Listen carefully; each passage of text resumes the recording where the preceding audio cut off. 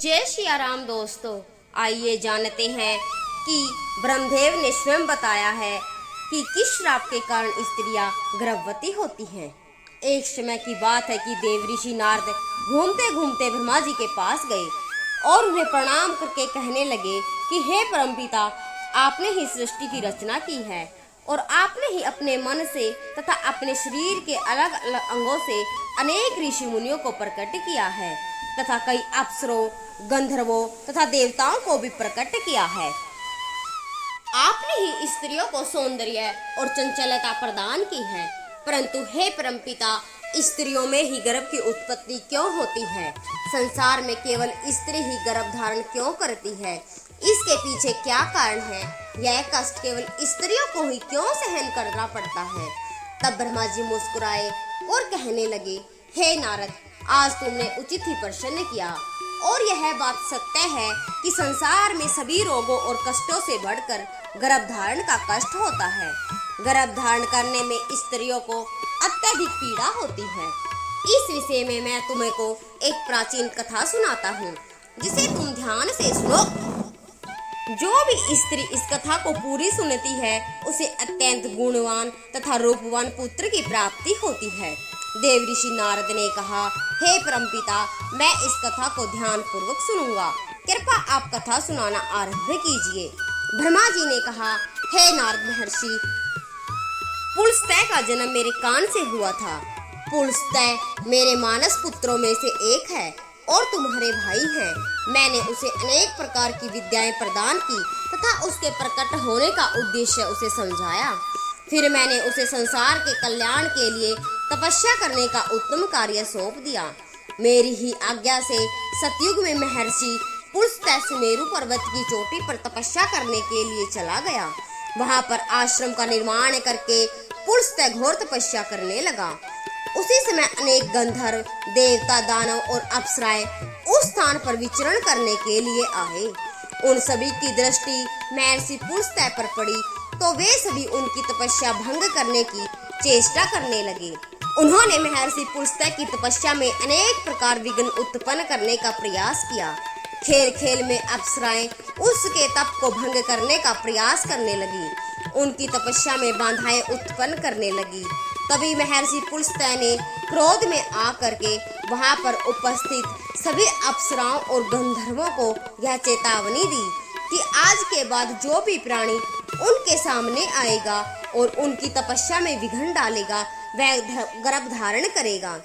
पुलस्त्य की ऐसी कठोर वाणी सुनकर समस्त अप्सराएं और गंधर्व भयभीत हो गए और वहां से डर के मारे भाग गए। फिर उसी पर्वत की कंधाराओं में ऋषि कर्दम की कन्या हरिशुहुमा अपने माता पिता के साथ निवास करती थी। वह महर्षि पुलस्त्य के कहे गए वचन को नहीं जानती थी। फिर एक दिन वह अपनी सहेलियों को खोजते खोजते सुमेरु पर्वत की उसी स्थान पर चली गई और जहां पर महर्षि पुलस्त्य तपस्या कर रहे थे।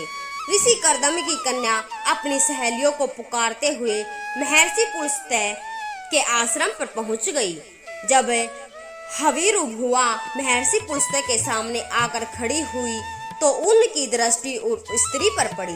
महर्षि पुलस्त्य की दृष्टि पड़ते ही उस श्राप का प्रभाव उस पर पड़ने लगा और तत्काल ही उसका शरीर नीला पड़ने लगा और वह उसी क्षण गर्भवती हो गई। अचानक उसके शरीर में इस प्रकार का विचित्र बदलाव देखकर हविरुभुआ अत्यंत घबरा गई। उतने में उसकी सहेलियां उस स्थान पर आ गई तो उसने उन सब को उस घटना के बारे में बताया। फिर हविरुभुआ की सहेलियां उसे लेकर उसके पिता के घर चली गई, जहां जाकर हरिभुआ ने अपने पिता को सारा वृत्तांत कह सुनाया। अपनी पुत्री की यह बात सुनकर ऋषि कर्दम को बड़ा ही दुख हुआ। फिर उन्होंने अपने योग बल से सब कुछ देख लिया तो उन्हें पता चला कि महर्षि पुलस्त्य के द्वारा शाप दिए जाने पर उनकी पुत्री हविरुभुआ गर्भवती हुई है। इससे वे अत्यंत दुखी हुए और तुरंत ही अपनी कन्या को साथ में लेकर वे सुमेरु पर्वत पर चले गए। वहां पर उन्होंने महर्षि पुलस्त्य को देखकर उन्हें प्रणाम किया और क्षमा याचना करने लगे। ऋषि कर्दम कहने लगे, हे महात्मा, आप तो साक्षात ब्रह्मा जी के मानस पुत्र हैं। सारे संसार में आपकी कृति है। आप परम दयालु और परम कृपालु हैं। आप मेरी पुत्री के द्वारा अनजाने में ही अपराध हुआ है। वह आपके द्वारा कहे गए कथन से अनजान थी।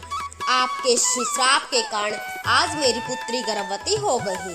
यह संसार की पहली स्त्री है जो गर्भवती बनी है।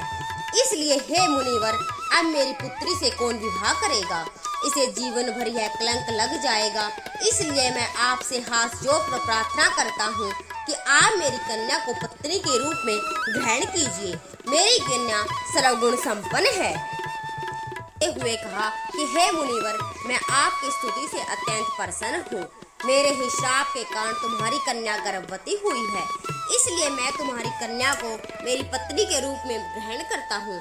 तुम अब चिंता ना करो।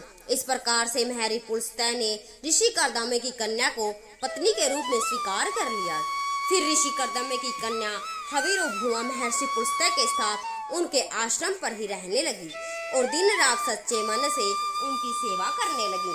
महर्षि पुलस्त्य भी देवी हविर्भुआ की निस्वार्थ सेवा, पतिव्रत धर्म और भक्ति भाव से अत्यंत प्रसन्न हुए और उससे कहा, हे देवी, मैं तुम्हारी सेवा और भक्ति से अत्यंत प्रसन्न हूँ। इसलिए मैं तुम्हें मेरे ही समान पुत्र की प्राप्ति होने का वरदान देता हूँ। जिस समय तुम मेरे सामने आई थी उस समय मैं वेदों का पाठ कर रहा था और तुमने वेदों का स्मरण भी किया है।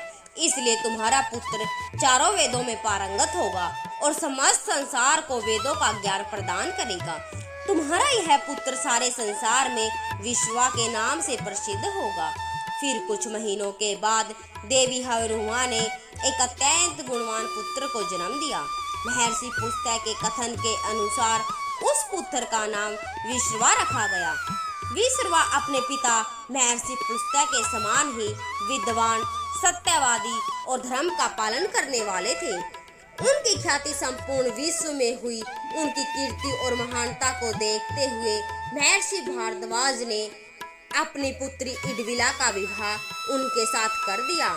फिर मुनि विश्वान की पत्नी इडविला के गर्भ से एक पुत्र का जन्म हुआ जिसका नाम वे श्रवण रखा गया। वे श्रवण का एक नाम कुबेर था। कुबेर जी ने ब्रह्मा जी को प्रसन्न करने के लिए कठोर तपस्या की। फिर कुबेर की तपस्या से प्रसन्न होकर ब्रह्मदेव ने उन्हें वरदान दिया और उन्हें उत्तर दिशा का स्वामी और धन अध्यक्ष बना दिया। इसके साथ ही मन की गति से चलने वाला पुष्पक विमान कुबेर को भेंट में दिया। कुबेर जी धन के स्वामी है। गंधमादन पर्वत पर स्थित संपत्ति का चौथा भाग कुबेर जी के ही नियंत्रण में है। कुबेर जी ने उस धन का 16वां भाग मनुष्यों को प्रदान किया। महर्षि विश्वा की दूसरी पत्नी का नाम केकसी था। एक बार भगवान शिव ने माता पार्वती के लिए अत्यंत सुंदर महल का निर्माण करवाया था जिसे लंका नामक दिया गया। उस लंका के गृह प्रवेश के समय भगवान शिव ने ऋषि विश्रवा को भी निमंत्रण दिया था।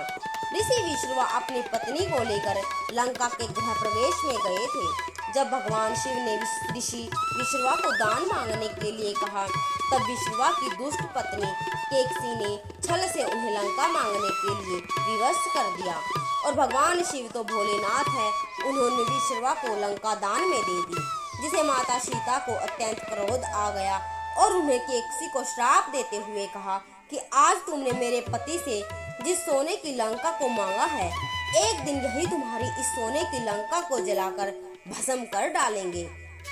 इसके बाद विश्रवा ने भगवान शिव द्वारा प्रदान की गई सोने की लंका को अपने पुत्र कुबेर को दे दिया। किंतु बाद में केकसी के पुत्र रावण ने कुबेर से वह लंका छीन ली। लेकिन त्रेता युग में भगवान शिव के अवतार हनुमान जी ने उस सोने की लंका को जलाकर भस्म कर डाला था। ब्रह्मा जी कहने लगे, हे नारद, इस प्रकार से महर्षि पुलस्त्य के श्राप के कारण संसार की स्त्रियां गर्भवती होती हैं। मैंने संसार के समस्त स्त्रियों को पुरुषों से भी अधिक सहनशील बनाया है।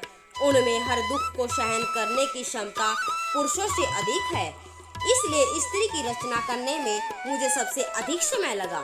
गर्भ धारण करना यह स्त्रियों के लिए एक श्राप रूपी वरदान ही है।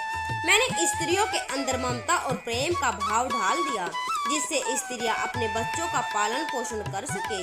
इस संसार में स्त्रियों की तुलना किसी से नहीं की जा सकती। स्त्रियां ही इस संसार की आधार हैं, इसलिए इस संसार की सर्वश्रेष्ठ रचना स्त्री को ही कहा गया है। इस प्रकार महर्षि पुलस्त्य